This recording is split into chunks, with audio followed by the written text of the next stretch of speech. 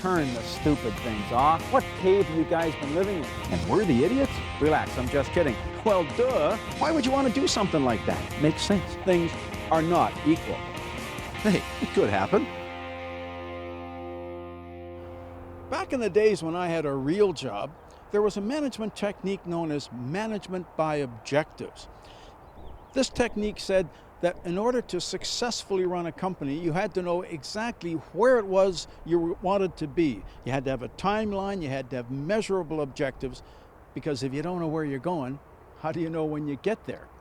Well, the Volvo car company has set an objective for themselves that by the year 2020, which is not that far away, they want 0 people to die in Volvos. Now, this is a very difficult objective. I mean, even Volvo had a case some years ago where a poor guy in a Volvo in Sweden ran into a fence on the side of the road. A piece of the fence broke through the windshield and basically skewered the guy.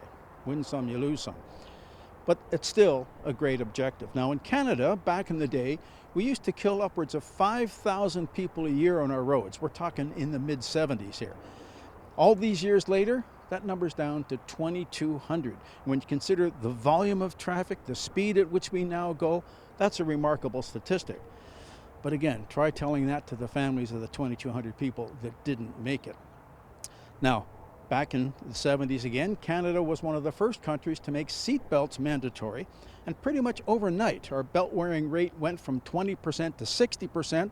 It's now around 95%. And it's still, by far, the most important thing you can do in a car to save your life. Now, Volvo is a very small company, but they have an inordinate amount of influence on things like safety. So, if you want to save your life, there's a couple of things you should do. First of all, you got to stop driving impaired, whether it's alcohol, drugs, or using your stupid cell phone. You got to wear your seatbelt, and most importantly, don't run into me. I'm Jim Kenzie.